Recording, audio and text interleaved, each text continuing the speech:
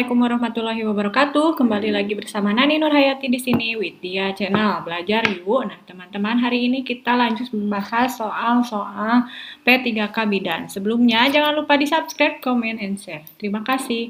Before we begin our study, it is better for us to read basmalah together. Bismillahirrahmanirrahim. Seorang perempuan hamil datang periksa ke puskesmas. Hasil pengkajian, berat badan sebelum hamilnya 55 kg, berat badan sekarang 60 kg, dan tinggi badan ibu 160 cm. BMI pasien tersebut termasuk kategori IMT ya, kita lihat dari berat badan dibagi tinggi badan kuadrat ya, sama dengan 60 dibagi 1,6 kuadrat sama dengan 23,4. Jadi ada di kategori normal. Infeksi dapat ditularkan melalui mikroorganisme. Berikut yang merupakan cara penularan infeksi melalui mikroorganisme, yaitu kontak tubuh dan udara.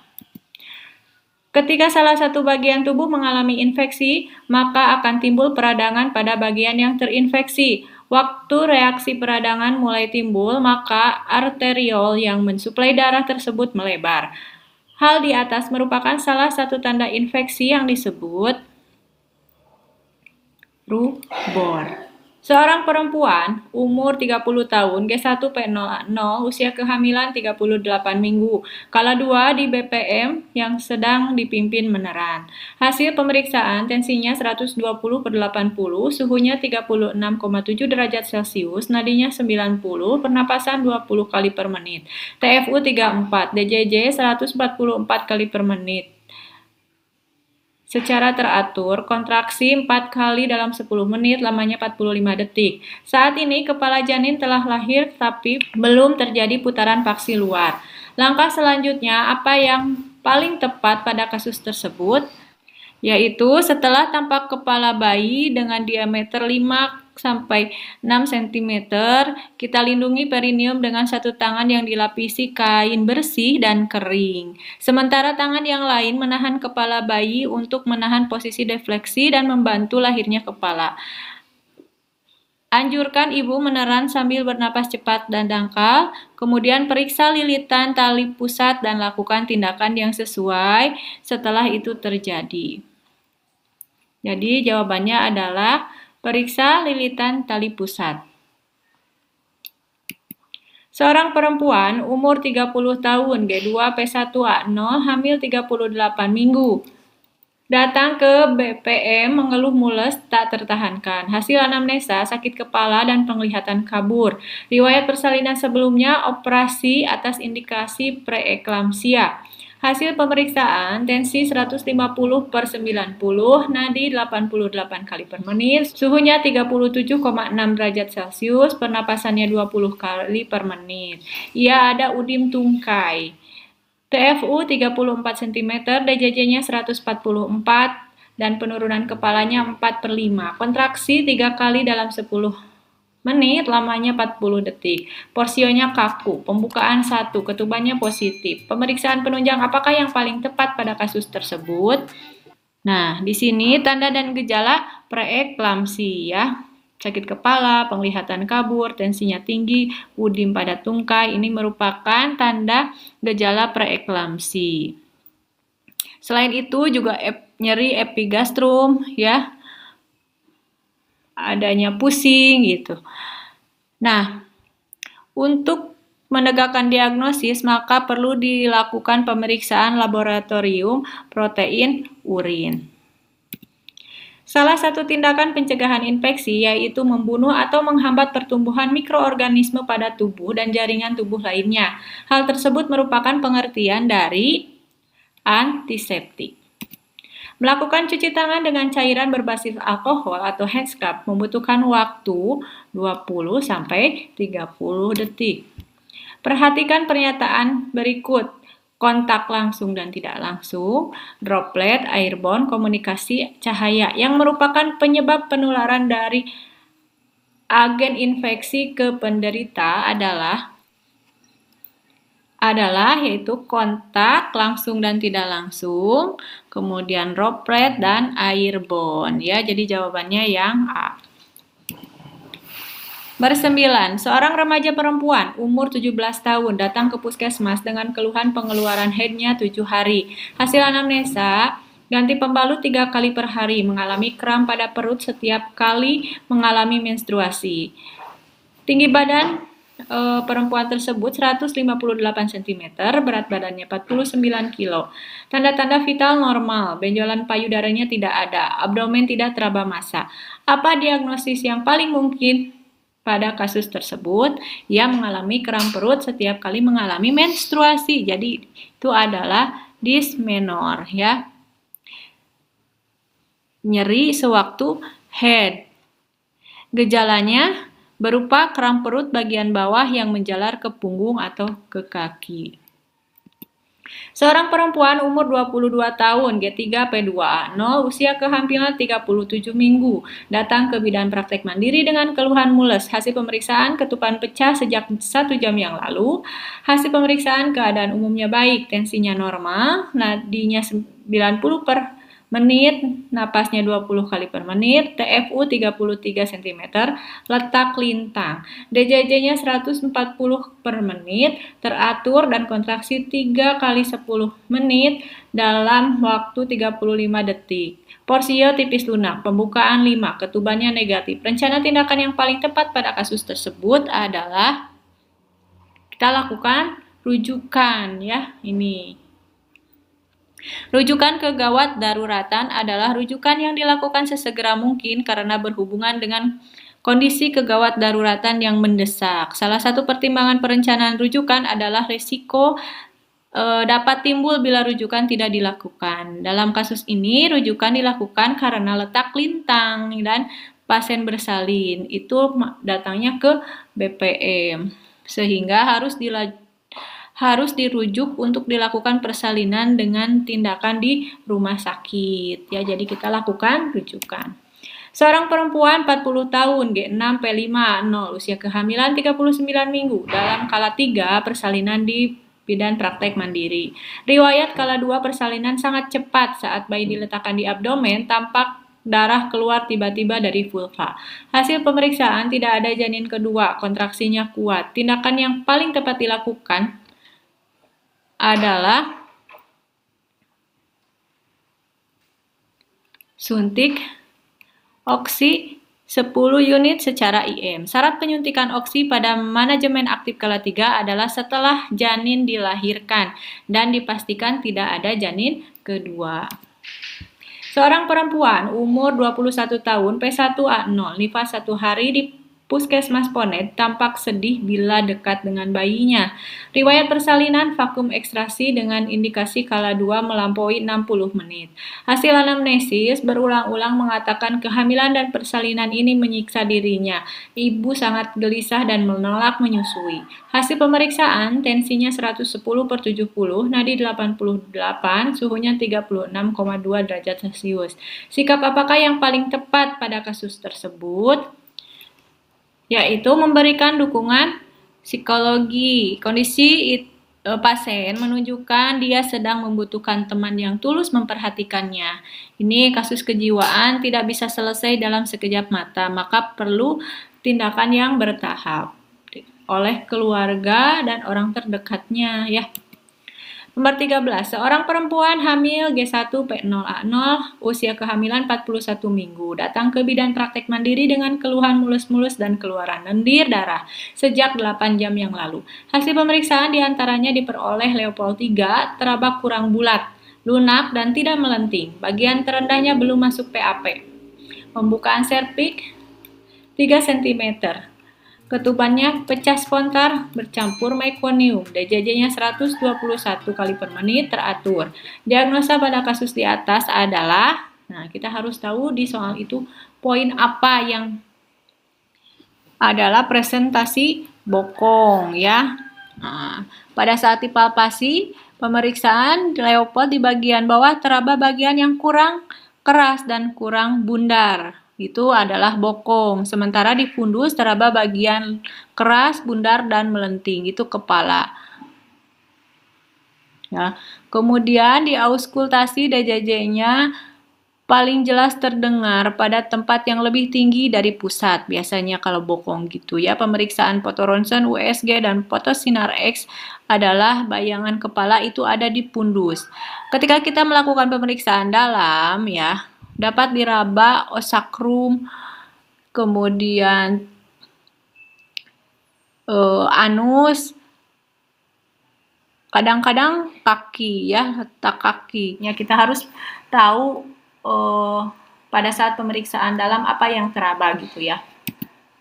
Nomor 14, seorang perempuan umur 23 tahun, G1P0A0, usia kehamilan 38 minggu, kala 2 di bidang praktek mandiri ditemani suami dengan keluhan mules tak tertahankan.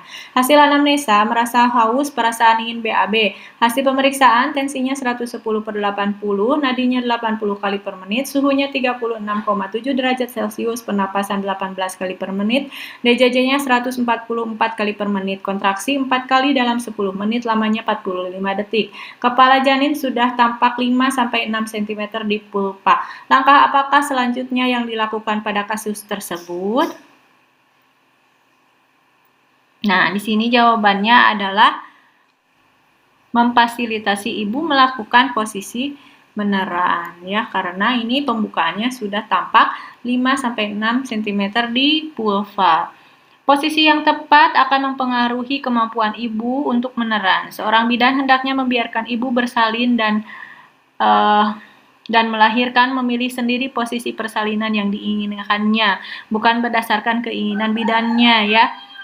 Dengan kebebasan untuk memutuskan posisi yang dipilihnya, ibu akan lebih merasa aman. Adalah manfaat posisi berdasarkan keinginan ibu. Yang pertama adalah memberikan banyak manfaat, sedikit rasa sakit dan ketidaknyamanan, kala 2 persalinan menjadi lebih pendek, laserasi perineum lebih sedikit, lebih membantu meneran, nilai Apgar-nya biasanya lebih baik ya. Nomor 15, seorang perempuan umur 28 tahun, G1P0A0, hamil 38 minggu, datang ke rumah sakit dengan keluhan keluar lendir darah. Hasil penamnesisnya, rasa ingin BAB tetapi tidak mau keluar. Sakit pinggang sejak semalam, rumah dekat rumah sakit. Hasil pemeriksaan, tensinya 120/80, suhunya 36,6 derajat Celcius, nadinya 80 kali per menit, pernapasan 18 kali per menit, TFU 34 cm, DJJ 144 kali per menit. Teratur penurunan kepala 4/5, porsio datar, pembukaan 1, ketuban positif. Rencana tindakan apa yang paling tepat sesuai kasus tersebut adalah menawarkan ibu pulang dulu hingga kontraksinya kuat, karena di sini ibu juga pembukanya masih 1 ya, porsionya masih mendatar, belum turun kepala rumah, ditambah lagi rumahnya dekat rumah sakit. Yang pentingnya ketubannya masih positif ya. Nanti disuruh datang lagi ke rumah sakit bila mulesnya lebih kuat ya. Gitu. Nomor 16. Seorang remaja perempuan umur 19 tahun datang ke bidan praktek mandiri dengan keluhan lama haidnya 13 hari. Hasil anamnesis ganti pembalut 5 kali per hari pada haid pertama. Hasil pemeriksaan, tinggi badannya 154, berat badannya 48 kilo. Tanda-tanda vitalnya normal. Tampak pengeluaran darah dari liang vaginal dan abdomen, tidak teraba massa maupun benjolan. Apakah diagnosa yang paling mungkin pada kasus tersebut? Berdasarkan banyaknya perdarahan, dapat dikategorikan normal kalau itu menghabiskan 2-3 pembalut. Ini 5-6 pembalut itu termasuk. Kalau hipomenore itu menghabiskan kurang dari 2 pembalut. Sedangkan kelainan dalam lamanya perdarahan dikategorikan normal itu 3-6 hari. Kalau menore itu lebih dari 6 hari. Brachimenore itu kurang dari 3 hari. Metorargi, perdarahan di luar siklus haid. Kelainan menstruasi menurut siklusnya dibagi menjadi 2, yaitu hipermenore dan polimenore. Kemudian ada juga oligomenore. Kalau amenore itu 25 sampai 31 hari. Kalau polymenore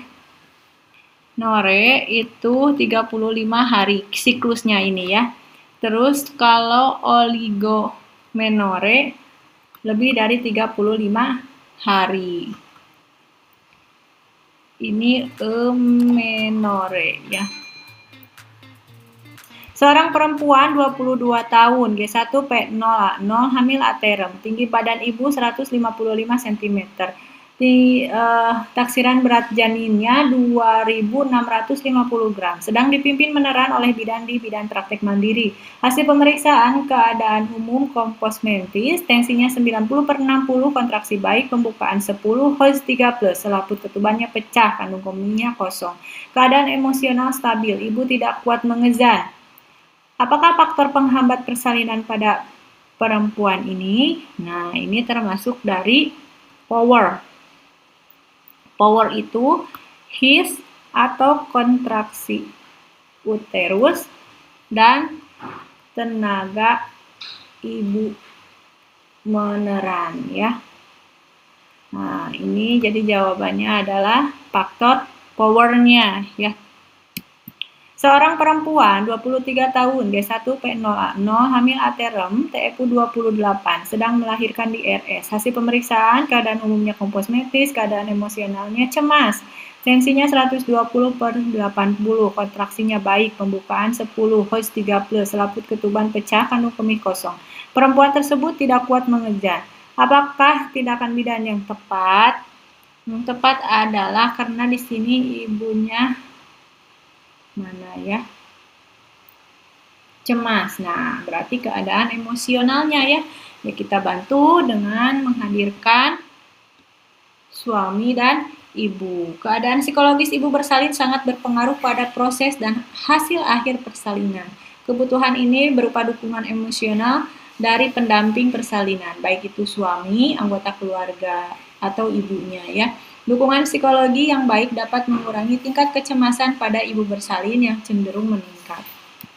Nomor 19, seorang perempuan 24 tahun G1P0A0 melahirkan di puskesmas. Bayi telah lahir dalam kondisi bugar, berat badan 3,8 kg. Didapatkan hasil pemeriksaan tanda-tanda vitalnya normal, kontraksinya baik, pengeluaran darah aktif.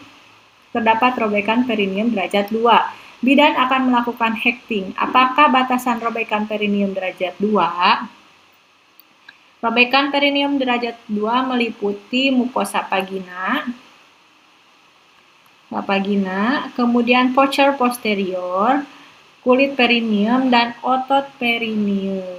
Jadi, jawabannya adalah sampai otot perineum. Dilakukan penjahitan dengan teknik jelujur bisa ya. Nomor 20, seorang perempuan 25 tahun datang ke TPMB dengan keluhan perut mulus semakin kencang. Hasil pemeriksaan tanda-tanda vitalnya normal, TFU 38, DJJ-nya 140 kali per menit teratur. Kontraksinya 4 kali dalam 10 menit, lamanya 45 detik, pembukaan lengkap, ketuban negatif, kepala Hos 4. Bidan melakukan episiotomi dan melahirkan bayi, tetapi kepala bayi tidak mengalami putaran paksi luar. Apakah diagnosa yang paling mungkin sesuai kasus tersebut? Berarti di sini ini mengalami distosia bahu. Faktor resikonya karena bayi besar, makrosomia, kemudian diabetes mellitus, multiparitas, dan serotinus. Ya. Masalahnya, kepala bayi sudah lahir tetapi bahu terhambat dan tidak dapat dilahirkan. Kemudian tidak terjadi putaran paksi luar. Kepala bayi melekat erat di perineum atau bahkan tertarik kembali, yaitu turtle sign ya. Kala-duanya juga lebih lama. Jadi, diagnosanya adalah distosia bahu. Seorang perempuan umur 26 tahun G1P00 usia kehamilan 37 minggu kala 2 di BPM dengan keluhan ingin meneran. Hasil anamnesa ingin BAB. Hasil pemeriksaan tensinya 110/80, suhunya 36,8 derajat Celcius, nadinya 90, pernapasan 20, TFU 34, DJJ-nya 148 kali per menit, kontraksinya 4 kali dalam 10 menit, lamanya 45 detik. Pembukaannya lengkap ketuban positif. UUK kiri depan. Tindakan apakah yang paling tepat pada kasus tersebut? Yaitu lakukan amniotomi karena dia pembukaan sudah lengkap tapi ketubannya masih utuh. Yang meliputi penilaian klinik lengkap adalah yang B, anamnesa dulu, kemudian kita lakukan pemeriksaan fisik dan pemeriksaan obstetrik. Suatu keadaan yang tidak mengancam nyawa, tetapi memerlukan penanganan cepat dan tepat, seperti kegawatan, adalah pengertian dari darurat. Pasien yang tiba-tiba dalam keadaan gawat atau akan menjadi gawat dan terancam nyawanya atau anggota badannya akan menjadi cacat bila tidak mendapatkan pertolongan secepatnya. Bisanya dilambangkan dengan label merah seperti AMI. Pasien di atas dikatakan pasien darurat tetapi tidak gawat. Anamnesis, pemeriksaan umum, pemeriksaan obstetris, sistematis merupakan penilaian kegawat daruratan bagian apa? Termasuk panggul. Ini adalah penilaian klinik lengkap. Pasien akibat musibah yang datang tiba-tiba tetapi tidak mengancam nyawa dan anggota badannya, bisanya dilambangkan dengan label kuning. Pasien di atas dikatakan, kalau label kuning pasien gawat darurat. Terjadinya kecelakaan beruntun di Jalan Suprapto, Simpang 5 lampu merah. Terdapat 5 orang pasien luka ringan dan 1 pasien luka berat. Pasien luka berat mengalami perdarahan yang cukup banyak pada bagian kepala sehingga pasien mengalami penurunan tekanan darah. Shock terjadi pada pasien tersebut merupakan mengalami perdarahan dan penurunan tekanan darah. Jadi, itu merupakan shock hipovolemik. Hal-hal yang menyebabkan perdarahan postpartum adalah perdarahan postpartum ada atonia uteri. Shock yang sering disebabkan oleh makanan laut paling sering, gigitan binatang seperti tawon, lebah, atau zat yang terhirup dari rambut binatang misalkan zat kimia kontak dengan kulit, obat sering penisilin, yaitu shock apa? Ini merupakan shock anafilaktik. Gejala dan shock secara umum, pembengkakan mata, pembengkakan kulit, pembengkakan dalam saluran napas seperti stridor atau sesak. Nah, menurut soal di atas itu termasuk shock apa? Termasuk gejala dan tanda shock anafilaktik. Apa ininya? Yaitu penanganannya hangatkan penderita, berikan oksigen dan usahakan otak mendapatkan oksigen dengan menaikkan kaki 20-30 cm. Ini hanya boleh dilakukan jika tidak ada cedera pada kaki, perut maupun tungkai. Bagaimana cara mengatasi shock? Yaitu usahakan otak mendapatkan oksigen. Pemeriksaan apa saja yang perlu dilakukan pada pasien preoperasi? Yaitu fotoronsen, EKG, USG, laboratorium, termasuk tes HTL, elektrolit, dan GDS-nya. Apa saja yang dilakukan bidan apabila menemukan pasien praoperasi dengan keluhan batuk flu? Yaitu mengajarkan batuk efektif mengeluarkan sekret yang menyumbat jalan napas. Caranya, tarik napas dalam 4-5 kali. Pada tarikan selanjutnya, napas ditahan selama 1-2 detik. Kemudian angkat bahu dan dada dilonggarkan serta batukan dengan kuat. Lakukan 4 kali setiap batuk efektif. Frekuensi disesuaikan dengan kebutuhan. Ya, jangan lupa perhatikan juga kondisi pasiennya. Seorang ibu hamil dilakukan SC. Ibu mengatakan cemas dan memiliki riwayat MAH. Berdasarkan advis dokter, bidan memberikan premedikasi kepada pasien tersebut. Apa tujuan premedikasi kasus tersebut? Yaitu untuk mengurangi mual muntah pasca operasi, ya. Premed yang diberikan pada kasus tersebut untuk mengurangi mual muntah pasca operasi karena ibu memiliki riwayat MAH. Seorang perempuan akan dilakukan SC pukul 10. Pukul berapakah perempuan tersebut dapat makan roti dan susu? Adalah pukul 4. Menurut American Society of Anesthesiologists, puasa menjelang tindakan operasi pada pasien dewasa sebaiknya dilakukan. Cairan jernih tanpa partikel tidak masuk minuman beralkohol dapat dikonsumsi hingga 2 jam sebelum waktu pembiusan. Contoh air putih, teh, kopi, sari buah, dan lain-lain. Makanan ringan dapat dikonsumsi hingga 6 jam sebelum pembiusan. Contohnya roti, snack, minuman dengan bulir, susu, dan lain-lain. Makanan berat dapat dikonsumsi hingga 8 jam sebelum pembiusan. Contohnya daging, makanan lemak, gorengan, dan lain-lain. Ya. Pembedahan SC yang paling banyak dilakukan adalah yang B, yaitu dengan cara mengisisi di segmen bawah uterus.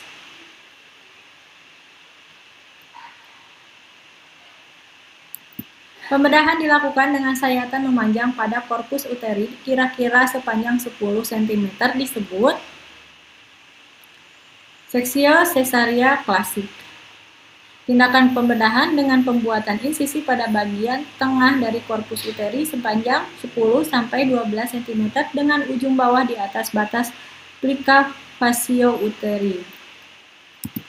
Kegunaan latihan mobilitas pada saat praoperasi adalah untuk mengurangi rasa nyeri. Kapan pasien dianjurkan mobilisasi pos SC? Ya, mobilisasi dini dianjurkan 6 jam pos SC untuk memperbaiki sirkulasi serta gastrointestinal normal. Salah satu persiapan fisik yang dilakukan pada tahap praoperasi adalah yang B, ya.